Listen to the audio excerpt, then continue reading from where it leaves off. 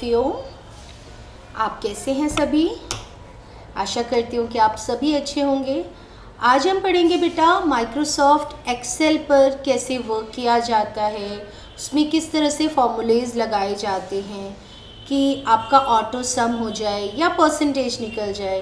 ये बहुत ही बेसिक चीज़ें हैं, बट मुझे लगता है कि ये बहुत सारे बच्चों को नहीं आती है, इसीलिए मैंने ये वीडियो बना रही हूँ। तो सबसे पहले आपको माइक्रोसॉफ्ट एक्सेल ओपन करना होगा। जैसे ही आप उसको ओपन करेंगे आपके सामने ये सेम स्क्रीन आ जाएगी। तो जब आपके सामने ये स्क्रीन आ जाए उसके बाद आपको ये पता है कि ये जो छोटे छोटे बॉक्सेस हैं इनको हम कहते हैं सेल, CELL सेल। ओके, अगर आपके पास कोई टेबल है या उसको आपको क्रिएट करना है और आपके लिए ये जो स्पेस है ये बहुत कम है, तो आपको इसको फॉर्मेटिंग में थोड़ा सा चेंजेस करना होगा ना। इनका सेल का साइज़ बड़ा करना होगा, या जो भी आप लिख रहे हैं अगर वो नहीं दिख रहा है तो आपको टेक्स्ट का भी साइज़ बड़ा करना होगा। तो हम सबसे स्टार्टिंग बेसिक्स से बात करते हैं कि मुझे एक टेबल क्रिएट करना है।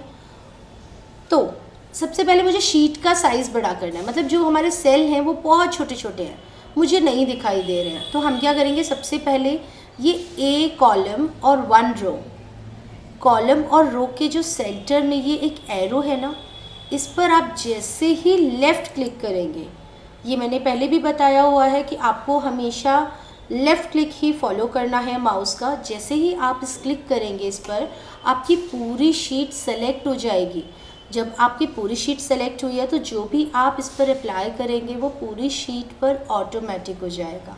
जैसे कि अब मैं यहाँ ए और बी कॉलम के बीच में देखो यहाँ पर प्लस साइन आ रहा है ना, अब मैंने इसको लेफ़्ट की प्रेस करके रखी है और इसके साइज़ को इंक्रीज़ कर रही हूँ। तो देखो इसका जो एक सेल का साइज़ है वो थोड़ा सा बड़ा हो गया। अब मैं चाहती हूँ कि इसका जो रो है, रो में भी जो साइज़ है वो मुझे छोटा लग रहा है। मैंने A1 और 2 जो रो हैं उसके बीच में मैंने अपना कर्सर लेकर गई हूँ और उसके बाद सेम चीज़ फॉलो की, मैंने उसको थोड़ा सा बड़ा कर दिया। अब आप कहीं भी रैंडमली क्लिक करिए। अब देखो आपके जो सेल हैं सभी का इक्वली आपकी जो सेल्स का साइज़ है वो इंक्रीज़ हो गया। अब देखो यहाँ पर अब आप वर्क करेंगे इजीली विजिबल है।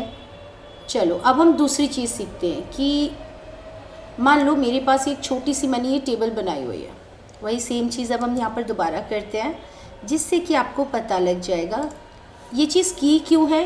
देखो यहाँ C1 जो आपका सेल है, C कॉलम 1 रो, तो इस सेल का नेम हो गया C1। तो जो आपका ये सेल है इसमें देखो फेवरेट सब्जेक्ट लिखा है, लेकिन जो फेवरेट सब्जेक्ट है वो D कॉलम में भी जा रहा है, तो वो अच्छा नहीं लग रहा है।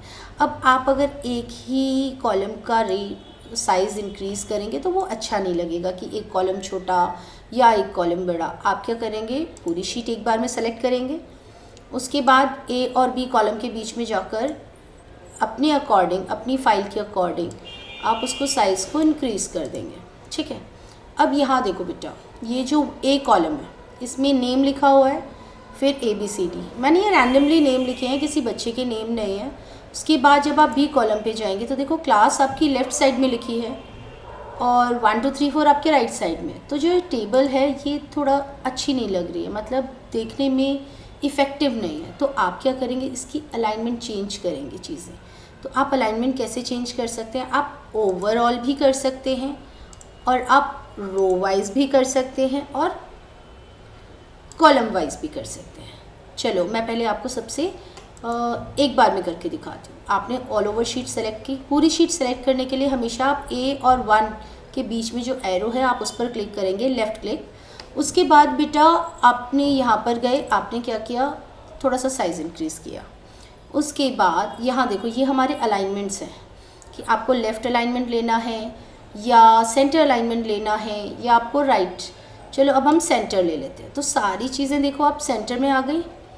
ओके, अब हम उसकी बात करते हैं कि आपको इसको एक टेबल में क्रिएट करना है। तो टेबल में कैसे क्रिएट करोगे, आप ट्राई किया करो बेटा कि माउस की जगह कीबोर्ड यूज़ किया करो टेबल क्रिएट करने के लिए। आपने शिफ्ट की प्रेस करके रखनी है और जो हमारे 4 एरोज़ होते हैं, up down left and right, in arrows का यूज़ करके हमें सेलेक्ट करना है।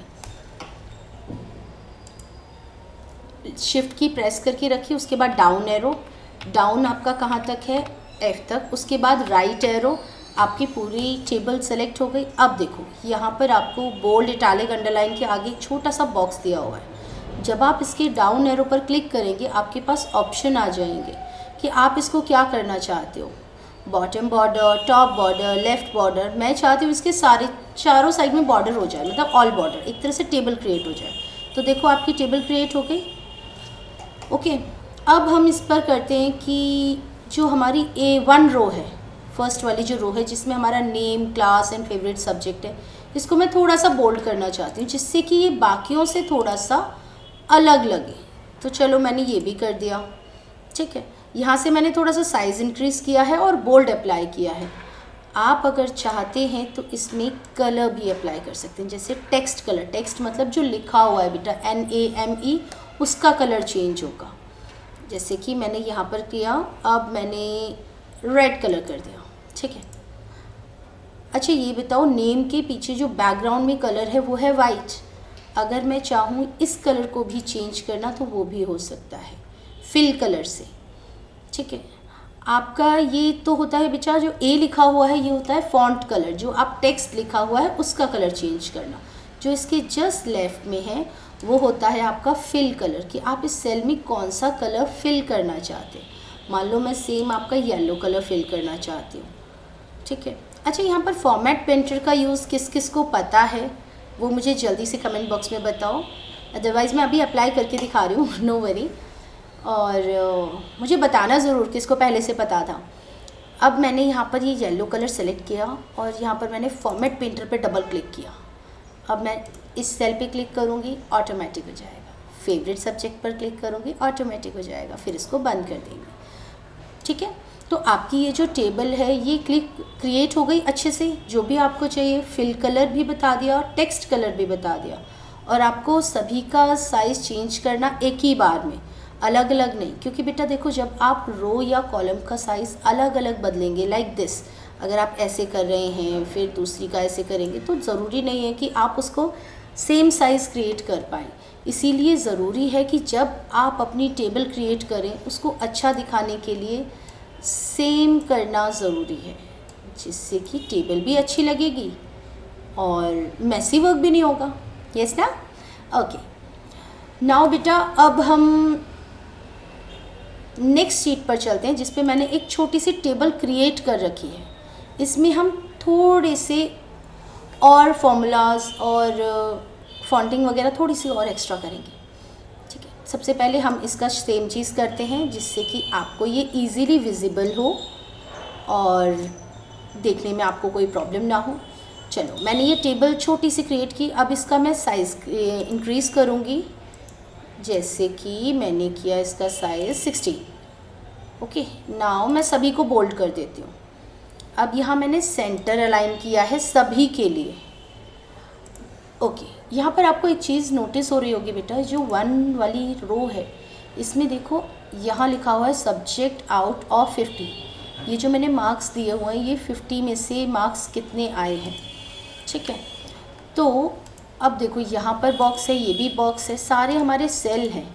तो ये थोड़ा सा अच्छा नहीं लग रहा है, आपको ये सारे सेल्स को मर्ज करना होगा। कैसे? जैसे ही आप A1 सेल पर क्लिक करेंगे, आपको शिफ्ट की प्रेस करके रखनी है, राइट एरो, सेल सेलेक्ट करने के लिए राइट एरो, उसके बाद देखो आप सबसे टॉप पर क्या दिखा है, wrap text and merge centre. Merge and centre में आपकी जो सेल्स हैं वो मर्ज हो जाएंगी और आपका जो लिखा हुआ है, जो टेक्स्ट है, वो सेंटर में आ जाएगा। मर्ज एंड सेंटर। तो देखो अब थोड़ा सा अच्छा लग रहा है ना। ओके, अब हम दोबारा से इस टेबल को क्रिएट करेंगे। शिफ्ट की प्रेस करके डाउन एरो, डाउन एरो से हमने क्या किया, ये टेबल को पूरी को सेलेक्ट किया। उसके बाद हमने सेम चीज़ की, पूरा टेबल क्रिएट कर दिया। ओके, यहाँ पर हम थोड़ी सी एक नई चीज़ सीखेंगे कि हम फॉर्मूला कैसे लगाते हैं। मान लो आपको जो A बच्चा है, A नाम है जिस बच्चे का, उसके आपको टोटल करना है। और आप चाहते हो कि सबका एक बार में हो जाए, आपके पास कई सारे ऑप्शंस हैं। आप कैलकुलेटर लेकर बैठ सकते हो, सबका प्लस प्लस करके आप यहाँ पर टोटल मार्क्स लिख सकते हो। ठीक है, ओके, मैंने ये कैप्स लॉक ऑन रखा हुआ है, TOT। ठीक है, टोटल मार्क्स। अब यहाँ पर आपको अगर टोटल मार्क्स लिखने हैं और आप चाहते हैं कि ऑटोमेटिक हो जाए सभी का, आप एक का करें और सब में फॉर्मूला अप्लाई हो जाए, तो हम सबसे पहले इसमें फॉर्मूला क्रिएट करेंगे। जैसे फॉर्मूला कैसे लगाएंगे, मैं चाहती हूँ कि जो ए बच्चा है उसका English, Hindi, math, science, SST, computer, इनके सबके मार्क्स टोटल होकर आ जाएं। टोटल कितने में से होंगे, आउट ऑफ 300, क्योंकि 50 50 50 50 50 50 मतलब 6 टाइम 50 है, 6 5 आर 30, तो 300। ओके, अब हम क्या करेंगे, इसमें फॉर्मूला क्रिएट करेंगे। तो कैसे फॉर्मूला लगाएंगे, equals to sum, bracket open, उसके बाद हम सेल नंबर लिखेंगे, सेल नंबर, और सेल नंबर अगर नहीं पता तो उस पर आप क्लिक कर सकते हैं, उस सेल पर। उसके बाद comma, next number, then again comma, third number, comma, 4 number, comma, 5 number, comma, and then 6 number, और ब्रैकेट क्लोज। जैसे ही आपने ये वाला फॉर्मूला लगाया, एक बार क्रॉस चेक करिए, equals to sum, bracket open, और आपको जो भी नंबर्स ऐड करके जिनका टोटल चाहिए वो सारे आपने cell number, then bracket close, और अब आप एंटर करेंगे। आपने जैसे ही एंटर किया, इन सब का टोटल होकर यहाँ पर आ गया। अब आप चाहते हैं वन टाइम में ही सभी का, जो H तक स्टूडेंट्स हैं सभी का हो जाए, तो वो कैसे होगा बेटा, आप उस वाली सेल पर जाएंगे जहाँ पर टोटल है। यहाँ देखो बेटा, जब आप यहाँ के राइट में जाओगे तो जो प्लस साइन आया है, नॉर्मल प्लस, 2 तरह के प्लस साइन होते हैं, इस तरह ये वाला नहीं, आप नॉर्मल प्लस, आप यहाँ पर लेफ़्ट की जो माउस की है क्लिक करके रखेंगे और इसको डाउन करेंगे। इससे क्या होता है बेटा, जो आपने यहाँ ऊपर फॉर्मूला लगाया है थर्ड वाली रो में, वो सब में आ जाएगा। आपका ऑटो एडिशन आ गया, सभी का, सबका टोटल मार्क्स आ गया। अब जो ए बच्चा है उसके टोटल मार्क्स हैं 275, नेक्स्ट जो बच्चा है उसके टोटल है 266। ओके, अब चलो हम यहाँ पर ना बेटा परसेंटेज भी निकालते हैं। ओके, परसेंटेज कैसे निकालेंगे, मुझे पता है बहुत सारे बच्चों को आता भी है, बट जिनको नहीं आता है हम उनके लिए वीडियो बनाते हैं। ओके, तो चलो परसेंटेज निकालने के लिए आपको वही छोटा सा फॉर्मूला, जो मार्क्स आपके आए हैं, marks obtain divided by total marks जो जितने का भी है, मल्टीप्लाई बाय 100, यही है ना। ओके, चलो इक्वल्स टू, इसको सबसे पहले मैं लेफ़्ट अलाइन कर लेती हूँ, जिससे कि ना बेटा हमारा फॉर्मूला पूरा शो हो जाएगा, विजिबल हो जाएगा। इक्वल्स टू,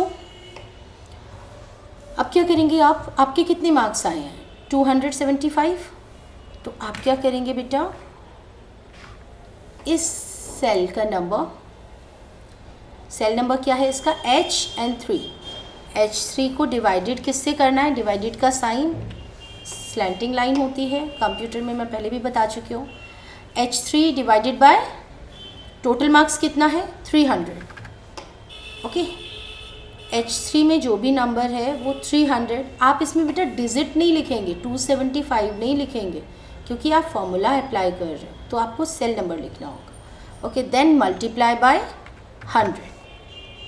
ओके, जैसे ही आप अगेन एंटर करेंगे, ए जो बच्चा है उसके परसेंटेज आ गए। अब सेम फॉर्मूला सब में अप्लाई करने के लिए वही सेम फॉर्मेट, सबकी परसेंटेज भी आ गई। ओके, तो आप इस तरह से बेटा फॉर्मूला अप्लाई करके आपका जो काम है, जो भी आपका वर्क है, स्मार्ट वे से जल्दी कर सकते हैं। अब आप अगर इसका 1 to 1 कैलकुलेशन करने लगोगे तो एक ही बच्चे का कैलकुलेशन करने में काफ़ी टाइम लगेगा। इसीलिए कहा जाता है कि एक्सेल से वर्क बहुत इजी हो जाता है, बस करना आना चाहिए। तो चलो हम स्टार्ट करते हैं, क्योंकि जो बच्चे अभी 4th 5th में हैं, 6th में हैं, उनके लिए ये चीज़ें अभी बेसिक्स हैं। तो आप इन चीज़ों को एक बार बेटा स्टार्ट करो, जब आप इसको सीख जाओगे थोड़ा अच्छे से, तो आप ये काम भी और फास्ट कर सकते हो, जो आपके लिए इन फ्यूचर बहुत अच्छा आएगा काम। ओके, जो मैंने अभी तक समझाया आई होप कि आपको समझ आया होगा। और एक बार बेटा आप ना घर पे प्रैक्टिस ज़रूर किया करो, क्योंकि अगर आप सिर्फ वीडियो देखोगे और सोचोगे कि नहीं हमें तो आ गया, तो बेटा ये चीज़ें, जो मैथ्स एक सब्जेक्ट बोला जाता है ना, मैथ्स सब्जेक्ट हमेशा प्रैक्टिस से आता है। आप देखकर समझ सकते हो, बट जब आप उसकी प्रैक्टिस करोगे ना तो बहुत सारी प्रॉब्लम्स आप फेस करोगे, और फिर उन प्रॉब्लम्स को जब तक आप शॉर्ट आउट नहीं करोगे आप वहीं पर अटके रहोगे। इसीलिए जो मैंने एक छोटी सी ये वीडियो बनाई है आपके अच्छे के लिए बनाई है कि आप ये छोटी छोटी चीज़ें करना सीखो, और जब आप ये करना सीख जाओगे तो आगे और भी जो फॉर्मूलेज़ हैं वो भी आप लगाना सीख जाओगे। ठीक है, यहाँ तक एक बार ट्राई करो। अगर फिर भी यहाँ तक भी आपको कोई भी प्रॉब्लम आ रही है तो आप मुझे कमेंट बॉक्स में बता सकते हैं कि मुझे इस पॉइंट पर आकर प्रॉब्लम आई थी मैम, तो मैं दोबारा से वो चीज़ डेफिनेटली ट्राई करूँगी कि मैं उसका आपको वीडियो शूट करके दे सकूँ। अगर वीडियो नहीं दूँगी तो मैं कमेंट में आपको ज़रूर आंसर दूँगी कि बेटा आप ये मिस्टेक कर रहे होंगे। ठीक है, तो आपको ये वीडियो कैसा लगा ये सब आप मुझे प्लीज़ कमेंट बॉक्स में बताइए। और अगर आपका ये बेटा अच्छे से हो जाए मुझे प्लीज़ बताना ज़रूर कि मैम मैंने यहाँ तक कर लिया और मैं समझ गई या समझ गया। ठीक है, okay, thank you everyone. Subscribe कीजिए मेरा चैनल।